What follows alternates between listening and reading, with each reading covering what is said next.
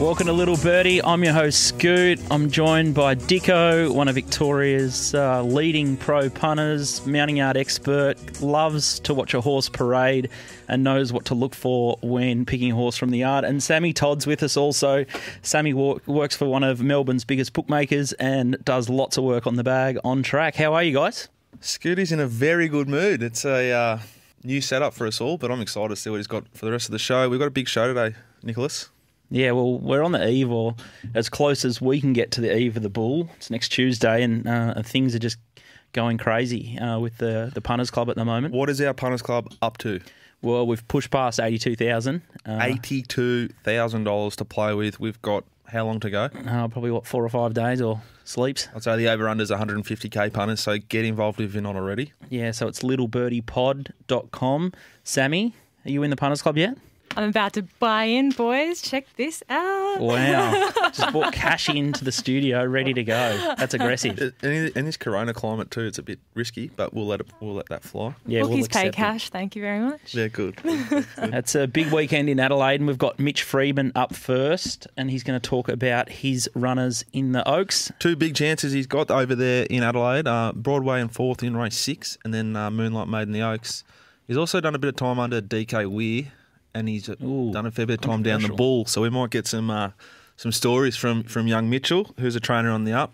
Big week, big show. We've got the usuals. What have we got? Well, Rick McIntosh. It wouldn't be a Bull episode if we didn't have a bit of Rick, so he might launch into one of his famous calls, and he might tell us about a couple of big plunges and some big races that he's in covered. Top rope Tedeschi, big week for rugby league. Yeah, it has been. They've just found another way to have their second off season, which in rugby league means more controversy. Have you done a TikTok yet, Sammy? No, I haven't. I've been avoiding them. They're not really my specialty. Okay, let's get into the show and we'll save a couple of surprises. Now on Little Birdie, we've got Mitchell Freedman, a young trainer who is on the up. He's got 2 really nice chances headed to South Australia on Saturday. Mitchell, how are you? Very well, thanks. And yourself? Going good, mate. We've got Sammy and Scooty in the studio, and we have got you on the line to talk about 2 things mainly. You've got 2 big odds, good chances in Adelaide, but you've also got a history with the Bull. You're a Ballarat-based trainer. What's the best, hottest go you've ever had or seen or been a part of down there in Warrnambool in the carnival? No, I would probably fall into the category of near misses down there at the Bull. One was a Wealth Princess in the Wangoon. She was first up off a spell. Probably just didn't really work out that she didn't handle soft ground. She'd had good trials on soft ground. And look, she went down the photo, and unfortunately, we went off where we were standing. She'd won by a head. In the photo, she got beaten by a head. So we'd gone off like we'd won, and she got beat. There's nothing worse. What price? What were the flux? Yeah, she was well supported in the early markets. I'm not sure what the flux were. She might have drifted slightly on the day, but the business was all done, and unfortunately, she got knocked off. And the other one, I'm blaming on my mate. The only winner I've had at that carnival myself was Princess Luli in the 1,200 metre maiden. She'd sort of been prepped up well for her and a good handler of wet ground. She just set out at the back and made one run down the middle, and I'd instructed my mate to go and have a large bet for me, and he only had a portion of it. I don't know if he didn't think I was good for it or what the story was. But, no. Yeah, I wasn't really impressed after that. But anyway. Has he been brushed? No, he's still hanging around, but I do like to bring it up every now and again. And the facts of the story has sort of been changed around a little bit now. But anyway, just happy to get a winner there. It's a great time. And unfortunately, it's not going to be the same celebration this year, but it's good to see you guys are doing a few things and getting people involved. And speaking of winners, the great DK Weir, he would have taught you a few tricks of the trade. What was, some of the biggest things that you learned on Weir about how to set up a horse? Just about conditioning them. Obviously, build a good base around them and then bring them up. And the thing about the Warrnambool Carnival is the horses on the rise are usually the ones that sort of win there. There's a lot of ratings races and maidens there, and if you got the right horse in the right race, and they're usually a few classes above them, that's when you can sort of win races down there, or you've got a good liking to wet ground. So obviously there are a couple of things I learned about that Warrnambool Carnival over my time, but working with Darren, you sort of learnt to condition a horse, and obviously he was probably a good trainer of the stayers too. So that was certainly a good guideline to how to prep up them. Speaking of a solid foundation and a good base from which to attack a good race, Broadway in fourth, Mitchell 3 good trials, 2 really nice runs. Now third up, we head to Adelaide. Zach Spain takes over from Benny Mellum. Drawn 10, not a lot of speed, not a big field. Should be able to do whatever you want here. Thoughts? Yeah, she's just a tricky horse. She doesn't really like to go in the early part of her races. We had toyed with putting some headgear on her, but we've just decided to stay with no gear on, and hopefully, they just don't go too hard in the early part, and she's not too far off them. Both those horses going to Adelaide have been set up from a long way out to try and peak at this run, and I think they're doing that at this point in time. We did accept in Melbourne, but she's going to head off on a truck today over to Adelaide. And $16 at the moment. Would you call that value? Broadway in fourth. Yeah, she's. I think she's value, but it's extreme value. Yeah, I can't believe the price. It nearly fell off my chair. It's each way all day. This horse. I don't care how fast they go. The faster they go, the better. This is a horse with strong form lines. It's shown a huge turn of foot at Moonee Valley. It's raced in a proper hot race at Flemington. It's done everything it could have done given the race shape so far in Victoria. Heads to a good race here. I think it sets up really well to run a big race. Great odds each way. Moonlight Maid, Mitch, pretty stiff. Well, not stiff, but really brave run in the Oaks at Flemington. Set it right up perfectly. It looks ready to roll here. Are you happy with everything so far of Moonlight Maid headed towards the Oaks in Adelaide on Saturday? Yeah, I reckon she's spot on. 2,000 metres suits, a month between runs, first up to second up. 2 weeks between runs, second up to third up. She should settle better. She loves the wet ground. I think she ticks a lot of boxes, and I think she's way over the odds. I can't. If you think we're all agreeing Broadway's big odds, this is enormous odds. This horse has paid the same sort of price as a Fair to Remember, who's not proven in this trip. Mm-hmm. Where we get Moonlight Maid, we're getting double the price. Yeah, a bit more. We know seasoned. it loves it, and we know it gets through soft ground. This is probably the bet of the month each way here, Moonlight Maid. I'm cheering so hard for you, Mitch. I hope that this horse delivers what it's promised. Good luck on the weekend, and thanks for joining us. Thanks very much. Cheers. Thanks. Good luck, Mitch. If you like that, I think the double works out about 200 to 1. So if you're a Mitch Freedman fan, buy yourself a lotto ticket because they're 2 great chances at Adelaide on the weekend. If I was going to have that double, there's only one place I'd shop. Got to be Top Sport. You can't get on anywhere else. Exactly. Home of the professional punters. Speaking of getting on, Sam, what's been the big goes early at topsport.com.au? The Sizzlers. All right. Well, in the Oaks at Morfettville, it's Vegas Jewel that's got the early money here. $10 into $7. A Fair to Remember has been absolutely friendless in betting, drifting out from $4.60 to $6. Over to race 8. And in the Robert Sangster, it's number 16. Away game here from $6.50 right into $4.80. People backing in a bit of wet track form there. Over to Doomben in race number 7. We have a very sharp judge on number 3 here.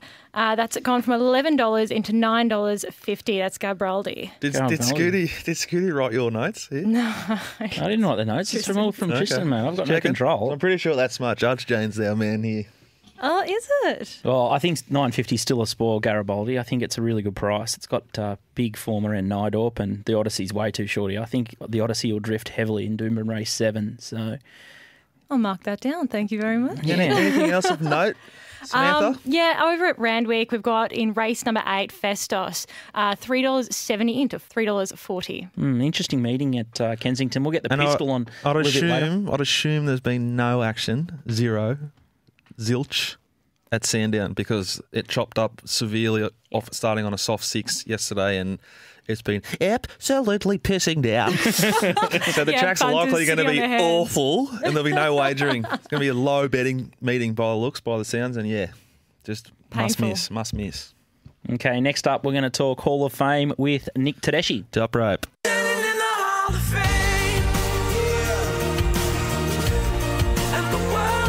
Time to talk Hall of Fame. I miss Top Rope Tedeschi like he misses NRL.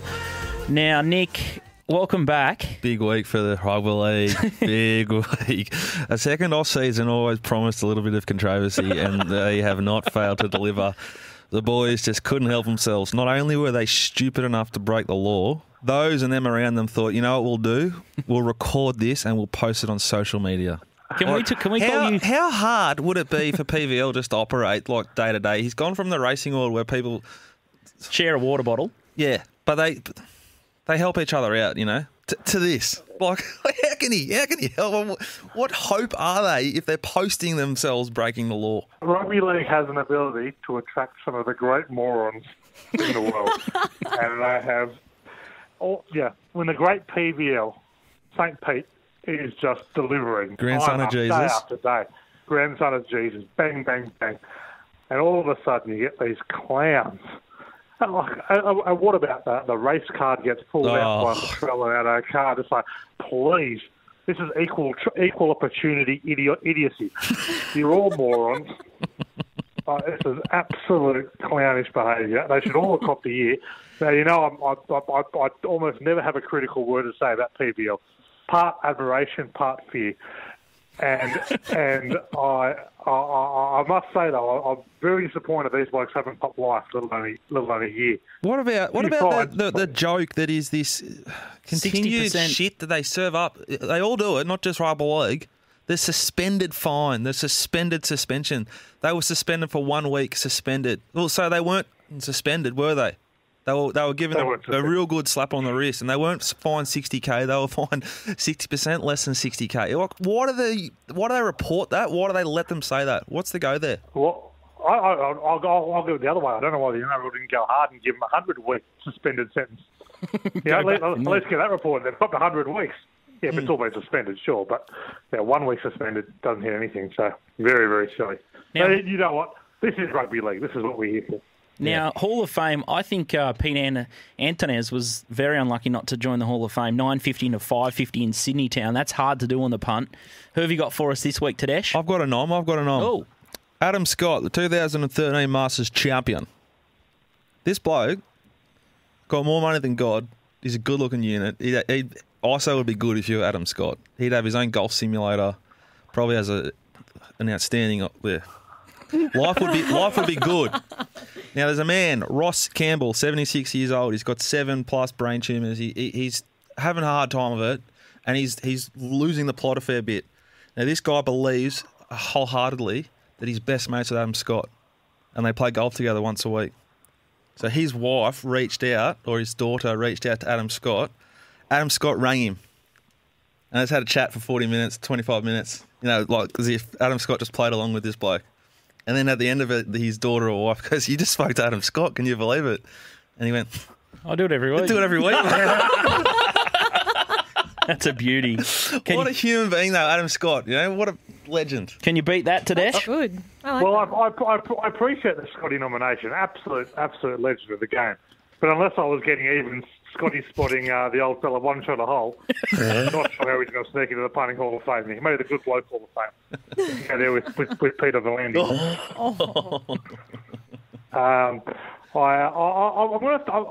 We often look back on the punting Hall of Fame. We're often in the past recent wins. I'm going to look forward. I'm going to look forward to something I've been looking forward to for weeks, and I know you boys have as well. I'm looking forward to the Bull. And we're all looking forward to the Bull, and we're all looking forward to one man's great call, the great Rick McIntosh. Now, surely the great Rick is worthy of a nomination. Not shy of a bet. If you follow his Twitter game, big on the cycling. Now, there's rarely a sicker punter out there than a cyclist. We've actually got Rick coming on after you. Rick's next up, and you didn't even know that. Beautiful. Debut on the show and you're in the Hall of Fame already. I love this. There's a lot of pressure on Rick. Like, there's so much pressure. He's got to create all that atmosphere and all that drama and buzz all by himself. You can see him feeling it. Maybe send me the rundown next week, boys, and we'll be a little more alive. There we have it. Keep you on your toes, top rope. Thanks again. Up next, we've got Rick McIntosh. Newly inducted into the Little Birdie Hall of Fame. It's a first for everything, but it won't be the last time. It passes deliberate at the Elgar Hood. There's 6 left to jump as they charge down to the Tozer Road double. Seriously, how how bloody good is the bull? There's 6 to jump. Regina Kelly is the leader. Makes the right-hander. Welcome back to Little Birdie. You've got Scoot, Dicko and Sammy. And we've got our newest Hall of Fame entrant, Rick McIntosh. He's going to have to carry the grandstand. He's going to be one out, calling the races. He's a man that feeds off the crowd. Rick, welcome to the show, and how are you going to do it this year? I'm not sure. I'm open to advices. You people watch enough races. Mate, tell us, how good is the bull and why is it so good? What sets this carnival apart from all others? That's a very interesting question. Look, one that would take a long time to answer. But look, I think it's the people and the atmosphere that the people create, right down to the punter, the drinker, the owner, and those people that are having a go at about 6 or 7 of those one things that some people are specialising in. Now, you're the food. You guys have even covered that. Yeah, well, we're going to miss out on the dimmies and the Chittix pies. At the ball is like there's actually a deeper arrangement than you actually think. Yeah, there's about eight food trucks. You rock up dusty as freezing cold. There's options. It's a fully encompassing experience. Yeah, the bull. You need to have a couple of strings to your bow, and you need to back up on both or all days. Normally a 3-day event. Now we've got a 2-day event this year, Rick. Does that put a little bit more pressure on the tonsils, or is it a little bit easier? Well, you just got to get through to the 2. It was funny because the best carnivals of all time were the ones where I was actually number 2 to Greg Miles, because I could really get into it. The nightlife and stuff. I just had to turn up and call 4 races. It was great. He did all the work. That's it. Just a pinch hitter. It's a bit harder now. But I'll be safe. I'll be safe this year because there'll be nobody there to lead me astray, I guess. Oh, you say that. Now, in 2011, Bannistrand went into the crowd, and in the same year, I absolutely launched on Tinamu, and it bolted in. Can you remember a big plunge that you've sort of pulled off? Oh, not really at Warrnambool, because it's always been too much about work, to be honest. Nothing at Warrnambool I can brag about, unfortunately. And what horses, like you obviously watch a lot of races, what horse are you most excited about this year on the flat or on the jumps? Who's a horse that listeners at home can follow coming into the carnival? Because it is tricky. Oh, it's tricky, isn't it? Yeah, that's why we're going to put you blokes in charge of all our money. And if you're listening out there and you're not in the Warrnambool, the Booligans, or whatever you call it, the bulldozer, I reckon you should get in. Yeah, the bulldozer. That's it. That's right. A little man in the bulldozer. Will you give us a couple of big bulldozers if we're on one and it comes roaring up the straight? Get one in the call, won't we? If you can back a winner, you blokes. If we've had 10 or 20,000 on one, will you just sort of let it known, like as it's coming down? You'll roar it for us. I reckon I might. Beautiful. Yeah, I reckon I'll have a try for you. If there wasn't enough reasons to get involved in the Punters Club now, you're going to have the voice of the bull roaring one home for you on .club. Look, I think, going from the trials last week, I think Sir Isaac Newton's the top seed in those maidens. God, if you can forgive him from the Caulfield Cups. Yeah, forget all about that. Okay. Just go back and have a look at that third trial. I think it was the other day. He jumped fantastic. Paper was still swinging off him when they were finished. I reckon he'll win. The steeple trial was hard to gauge because obviously a 2,800 metre trial where they jumped 17 at trial tempo is a little bit different to a race tempo, 5,500 jumping 33. But ZM still got a bit of ground to make up on gold medals from what we saw on Tuesday. But it should be a good clash. And looking forward to Galleywood with Runaway and Ancient King and the like having a crack there. And what else? I think Mitchelton could easily win a maiden if he didn't strike Sir Isaac Newton. And the other maiden trial I liked was I Know for Hay. Oh yeah.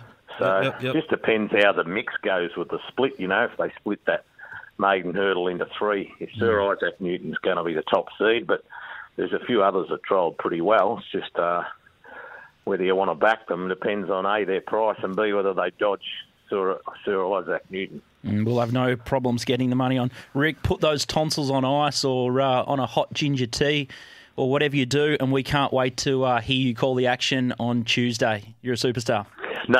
Can't wait for one. It'll be great. You got a lot of pressure on you. What's the new quota with the Punters Cup? We get to 150,000. All right, 150's par. If we can get a little bit of support from the powers that be and everyone associated with Racing Victoria and racing in this great state, I'm sure we could hit 200,000. Yeah, exactly. We're pretty excited. We're 82,000 and growing. So 80? Oh, you'll get to 200 then. Yeah, I would have. This will test the relationship at Top Sport out a bit, won't it? How much do they like you? Well, they're already getting wobbly. Yeah, we'll ask Tristan later how much in the bank before he starts to sweat bullets. But I gave him a little bit of a pre-chat the other day, and he was very jittery on the phone. So we'll test him out on the wireless later today. Thanks, Rick. No worries. Have a good week. That was Rick McIntosh, and now we've got Anthony Jupp on the line. Juppy's an on-course bookie, and he knows Warrnambool and especially Warrnambool's food offerings like no one else. Jupp's up. Scoot, hello. Great to have you, mate. Good energy early. Yeah, you're up and about. Juppy, I've sent you some homework during the week. Mr. Chen dumplings have been a big tip from you, but the Bulldozer Army are very, very warm on Diana Chan's Szechuan pork dumplings. You've done a food review. Hit us with the results, big boy. We can handle the truth. There's no pot on either of them. I was happy with Diana Chan's, and I'm still a Mr. Chen's man at heart. I do enjoy their ginger prawn dumplings. They're my favourites.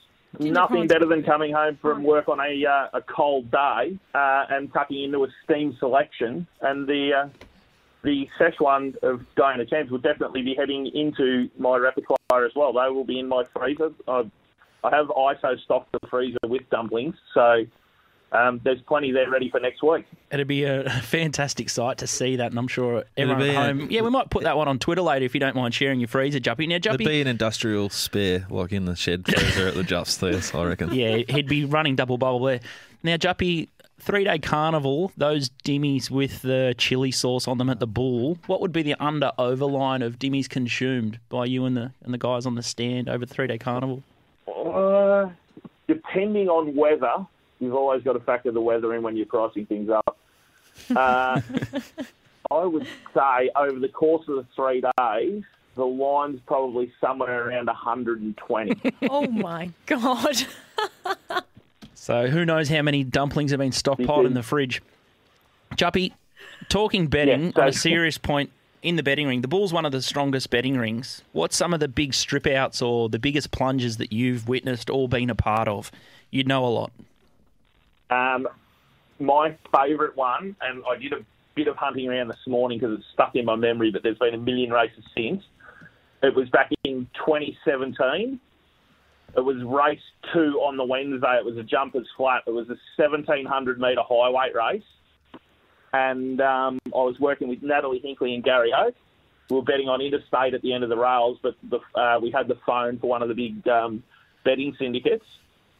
The phone rang and said, what price can you see number 3, Federuccio? And there was plenty of $91 and hundreds in places. And we were asked to take every price down to $31. Beautiful. Holy. So that sent Gary off at 100 miles an hour. That'd be a sight to see in itself. One of your previous guests, one of your previous guests, Mr. Waterhouse, was next to us. Oh, wow. So I've leaned over and said, the 3, please, Rob, who was 91. So he bet me to win 3,000 and turned it into 71. So I said, well, and again, please, Rob. Oh, yes, no problem. So he gave me another ticket to win 3,000. And then as Gary comes whirlwinding back up, he sees that Robbie is now $41 and turns to Rob and said, the 3, please, Rob, to win 3. He would have loved that, Robbie Waterhouse. Yes, the official flux were Top Flux 91, SP 31, and it got the money, and I think it was up around into 6 figures what we won on that race.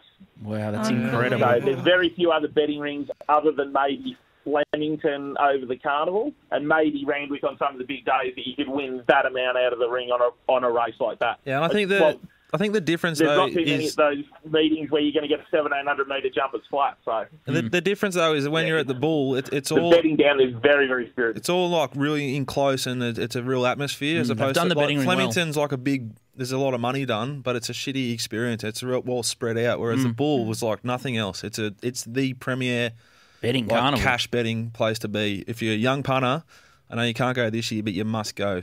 Yeah, just to see the over. ring flow and pump. It's mecca for punters. Yeah, well, the other thing with it is, Jack, and maybe Flemington can take a leap out of Warrnambool's book here and actually put a roof over their betting ring.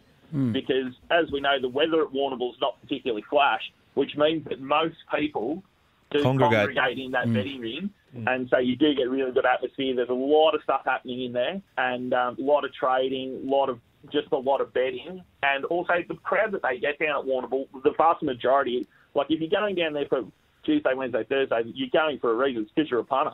Yeah, exactly. You're betting up. Yeah, no, it's a cultural experience. If you haven't done it, put it on the calendar for next year, 2021, and I'm sure the accommodation books out very early. So you want to book your accommodation for 2021 around June or July at the absolute latest. We can't wait to get back down there. Juppy, you always finish the carnival with some KFC. I recently see that you reckon the chips are off at the moment. Tell me why. I'm very lucky up here where I live in Bendigo that I've got Austin, who's the fry cook down here at High Street.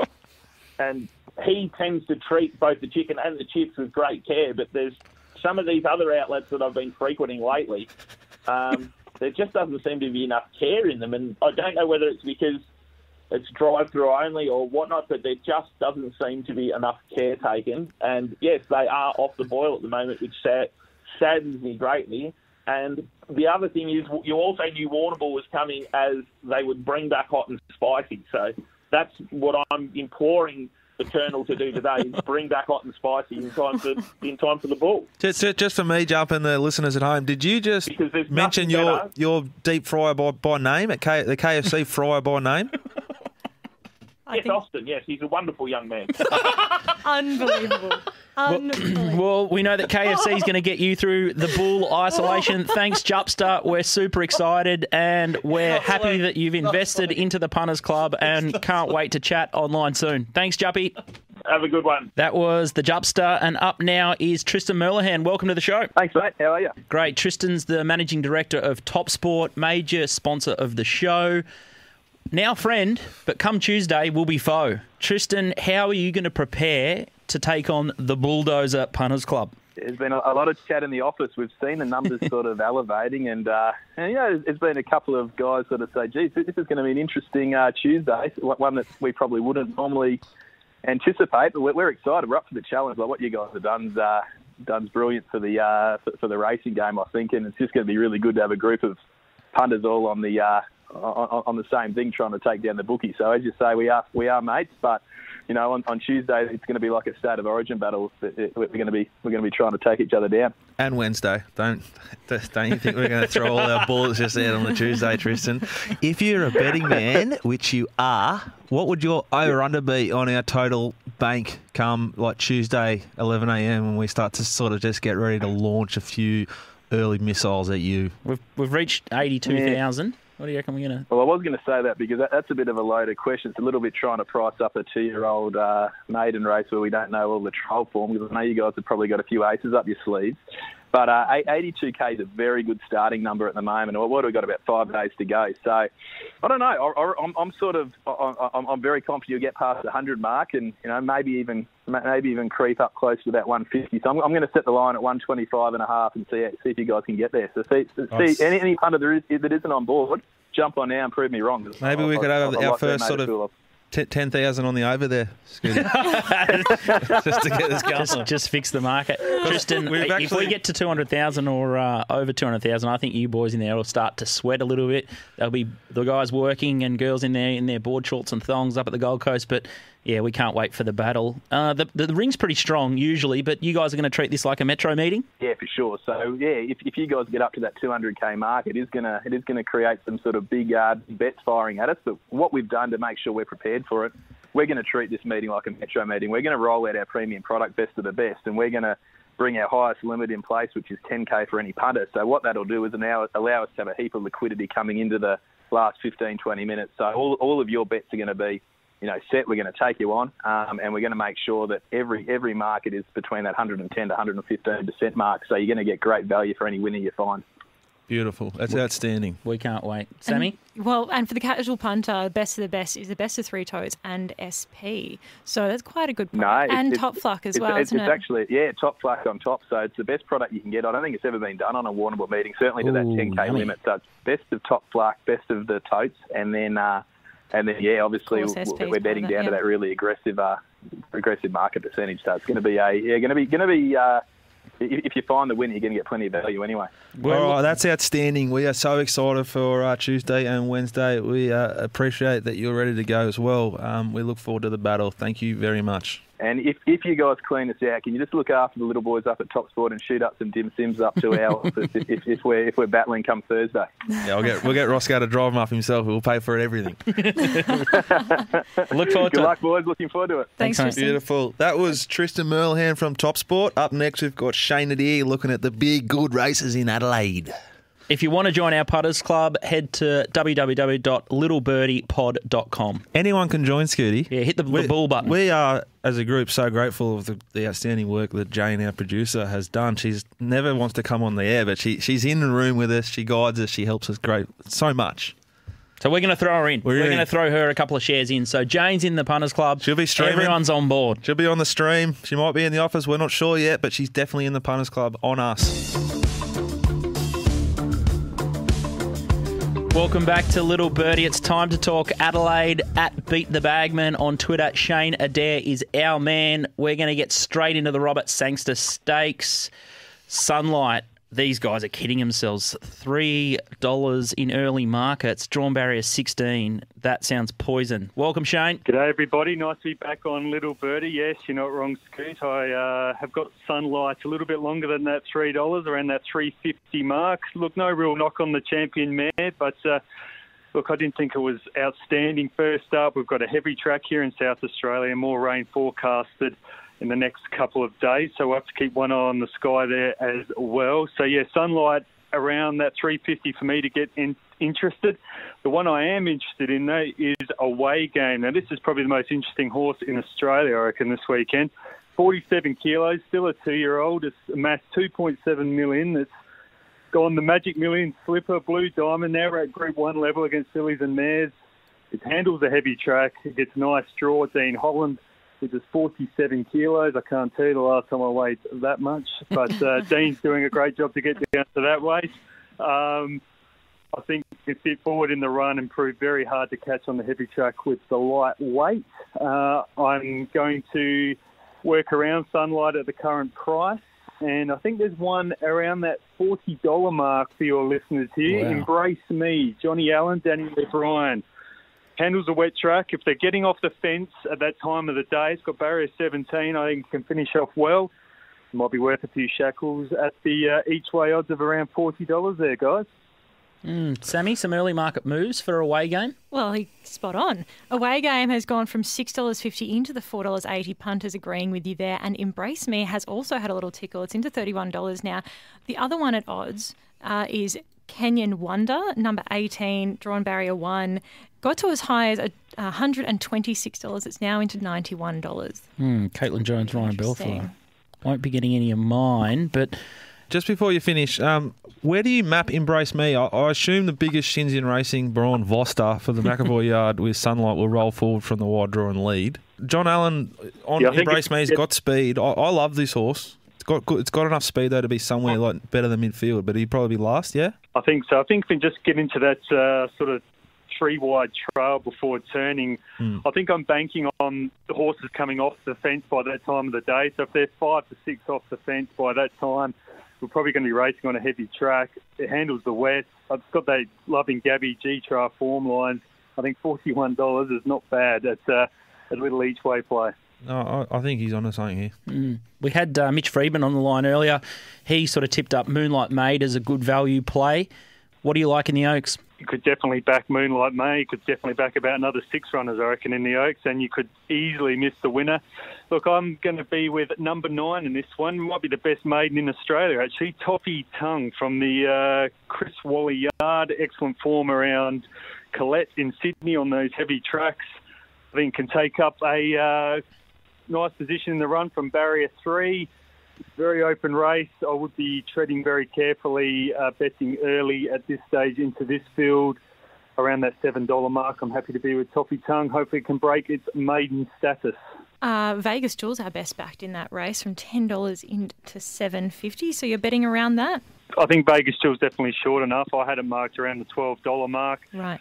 That should be another one. He should get a good run. I thought there was one of the emergencies, if it happens to sneak into the field. Number 19, Realm of Flowers. It's been slaughtered well last start. in its last couple of starts. If it $34. can just sneak into the field, I think it's another one around that $40 mark that could run a bit of a race for our listeners. Definitely a knockout. Shane, before you go, have you seen Baron Vostel walk a track before? Yeah, he's one of our sort of premier jockey track walkers in the States. He's an outstanding rider, very good track walker. And when you do get to catch him on track next time, and if you can catch him on TV at home, punters, he has got the biggest shins I've ever seen in my life. He's got tiny thighs and massive shins. It's fascinating. It obviously sets up well to ride a horse because he's a very, very good rider. Good luck on the weekend, Shane. Thanks for joining us. That was Shane Adair, and Shane's a very big user of punting form. Sammy? Well, with 7 years of historic benchmark data and ratings, punting form is the number one choice of horse racing professionals. Up next is Shane Ciurleo to talk Brisbane racing.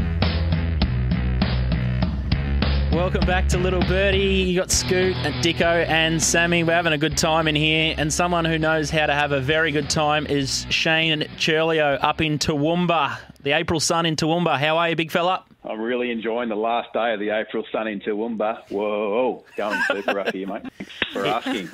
How's the dishwasher going? Mate, this is a true story. You know that I spent 24 hours replacing a dishwasher in the kitchen. 48. Yesterday afternoon, I picked up a new chair for my desk here from Officeworks, and I still haven't managed to work out how to put it all together. So... handyman. Things aren't going great on that front. What you're good at is finding winners. You steered everyone into Dolby last week. We didn't even know where that was, but we all followed you in. And Tessa Townsend, it wasn't her best ride.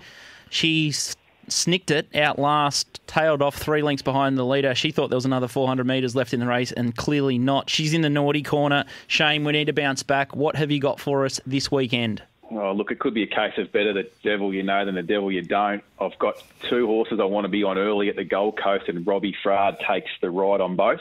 Mm-hmm. Robbie has put himself in isolation to ride in the Gold Coast zone in Queensland, and he's partnering with Toby and Trent Edmonds. He'll win the first, race 1, number 1, Wisdom of Water. Could be the shortest priced favourite anywhere in the world on Friday. This for the whole weekend. It's amazing he's still got the ride. He slaughtered its last 2 rides. All right, the next one. Race 2, same combination here of Edmonds and Robbie Frard, number 8, Perito. Just been waiting for this horse to get a bit of headgear on it. It gets the blinkers, so I think it's just a bet. Speaking of headgear, I think you'll need some headgear. You're going to Skype or you're going to Zoom into our live lock-in for the Bull on Tuesday. What are you going to bring for the 2-day bet-a-thon? The number one thing is winners, and I'm going to bring a little bit of a cultural experience, I think, to the viewers, because we'll be betting at Bundaberg, which I'm not sure that many people have had a bet at Bundaberg, and famous not only for the sand track but for the rum. So I'll blend a little bit of betting at Bundaberg with a little bit of Bundaberg's finest export. And maybe if you loosen up with a bit of Bundaberg rum, we might get those vocal cords extending. Some of your best work on Twitter is after a couple of winners and a couple of drinks. Look forward to seeing what you've got for us on Tuesday. Now it's time for In the Know with the Snow. Now, the little man who comes on at the end of each show, I'm a bit worried about him, Scooty. I feel like he's got a little bit of a... I know I keep saying little, but that's what springs to mind when I talk about Snowy, because the little man on Friday night, I assume he was at home by himself drinking. Not to excess, but just having a little bit. And he might have got a little bit angry, a little bit sad, because the vitriol and lip that I received via my phone, then via video messaging, it was very limited chat, but I'm concerned about where he's at. Snowy, how are you? What's wrong? Well, I did over-race a little bit Friday, And you know, Jack, I like to give it to you. I've champed you when I'm sober, and then I've called you my little puppy dog when I was intoxicated. So there is a fair bit that goes your way. He does need minding. I have to mind him a couple of hours a week, and it's stressful stuff. On to the more serious stuff. Snow. Yeah. Have you made contact this week for our listeners with the Hut at Caulfield?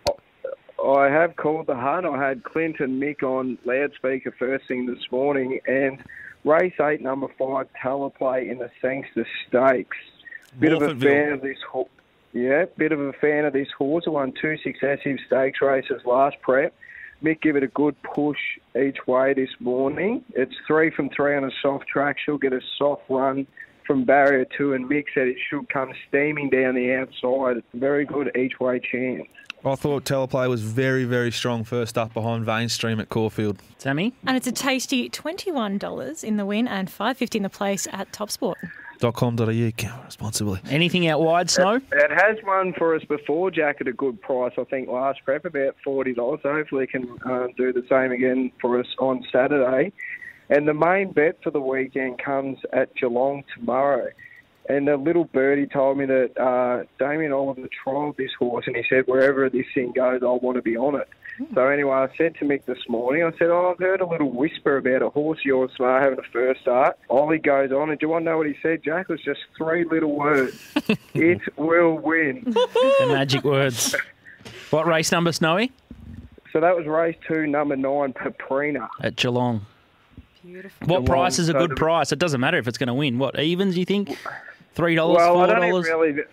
I don't even really know what to guess, but they did go down there on Sunday. They had Ollie went for one ride, had a first starter, and opened up about $4 or $5, and it got smashed in and won accordingly. So I'm hoping that it's much the same thing tomorrow. So maybe get on early, maybe about 5 o'clock market to open, Jack. Yeah, beautiful work. A bit of out wide stuff from our man in the know with the Snow. Got one at Geelong and then one at Morfettville. Thank you very much. And remember, my man, Australia, Jack, you know that. I know, and I just want you to be better. All right, be happy, be kind, be nice. See you, mate. Don't be angry. This guy's never angry. He's always happy. Yeah. He's not sweet mentally, but he's always happy. It's Sneaky Pete. Out of the frying pan, it's all rainbows and lollipops, especially if you backed the J-Mac and Waller combo last week. $9.50 into $5. If you Safi don't mind. Arno last week at Sydney Metropolitan Racing. Sammy, how hard is it to get a horse to shorten that much in a Sydney Metro track? It's not easy, is it? No, it's not at all. That's some punting porn right there. Oh, punting porn. Pistol, talk punting porn for us this week. You dirty, naughty little girl. Jeez, imagine if Bangkok got up last week. There would have been pornographic language going left, right and centre. But unfortunately, it was a little bit too dry for that galloper. I got seduced by the fact that it had been performing really well in the wet conditions. But it just found things a little bit too dry. Couldn't quite get the purchase into the moist turf. And anyway, but Safiano got up, so that was good. So, you know, at least I broke my cherry on the little birdie blood. What have I started here? Now are you gonna go front first or back first? You're gonna bookend this front to back to front. Randwick Kenzo. Who do you like in race 1? I've always been taught to go front to back. Randwick Kensington, interesting little card. I enjoy race 1 because there is a horse there for the Maher Eustace team called Macrura or something like that. I don't know how you pronounce it. Anyway. Trained. Yeah. Macrura. Anyway. Race 1, number 9, Macrura. With Rachel King. He's a big Rachel King man, Pistol. Is he?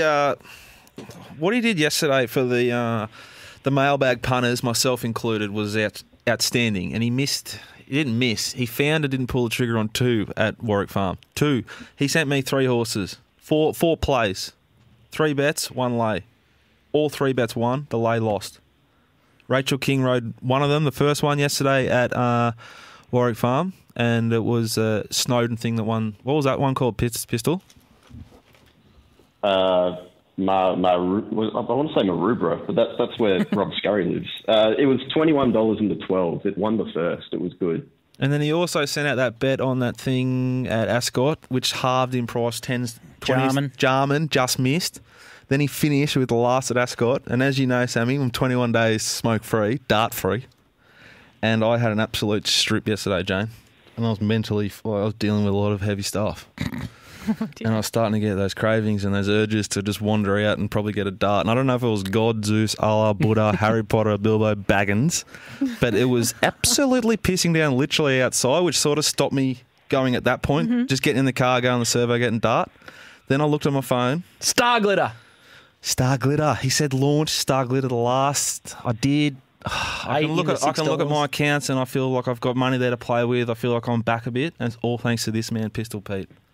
Here's a fair polish. Well, it's true. It's the absolute truth. I was in a cave with no light, and he was showing me the way. You've saved a life right here. Now, Pistol, the other one on Saturday, Kensington in the last. What do you like? Yeah, race 9 8. to get out. Race 8. 8 or 9? Oh, no, we're going race 8. Yeah, we'll go race 8. So last week on the mailbag, I threw out a horse called Bandersnatch, which was double figures into favourite and then scratched at the gate. So it's well and truly found this time it's favourite. You're not getting the price there. But there's a couple of horses at a little bit of a longer price. One's called Outrageous, which basically was outrageous last start. It wasn't suited at all. It was about 4 wide, back last and cast, and still reeled off some big splits. I think we'll get a better price than what's currently on offer. But the other horse is a horse by the name of Hanger. Timmy Clark jumps on board. Friend of the show, Mitchell Beer trains. I just like the fact that the horse is more than likely going to improve a little bit on the drier track this weekend. There is a bit of rain there today, but I think we'll still get a good 4 soft 5. So with that in mind, Hanger and Outrageous in race 8 to take on Bandersnatch. Hanger not suited last start behind Bam's on Fire at Caulfield. It's a sexy $16. It's a little bit dry. Yeah, I like that. It's good sort of shopping. All right, Pistol, you've been pretty solid again. Let's pray that you keep delivering so we can keep betting and the funds the account can be like bettable amounts. Can't wait to have you in the Punters Club on Tuesday, Pistol. I love your work. Very good. I'll be carrying you blokes, no doubt, across the finish line with Willie Pike on board. Ooh, little Ascot late for Tristan Merlehan. He will not like that. That's the end of the show. Sammy, hand over your 500. You're in the Punters Club. The Bulldozer, you're in the driver's seat. There it is, the cash. If you want to join the Bull Punters Club... The Bulldozer. Australia's biggest ever Punters Club, Scooter. The biggest of all time. Go to Twitter, hashtag Bulldozer, BOOLDOZER. But then check out the website, littlebirdie.pod.com, or find us on Twitter at littlebirdie.pod. And to join the Punters Club, they need to head to themailbag.com.au. But it's all there on Little Birdie. So just once you get there, just follow the yellow brick road. Sammy's having withdrawals from the Bull. Juppy's having withdrawals from KFC and the Bull. And Justin, was it? Who? Justin, he's head fryer. Austin, the head fryer at the Bendigo Colonel. Can't wait to talk and have a decompress from a big betting carnival. We'll see you next week.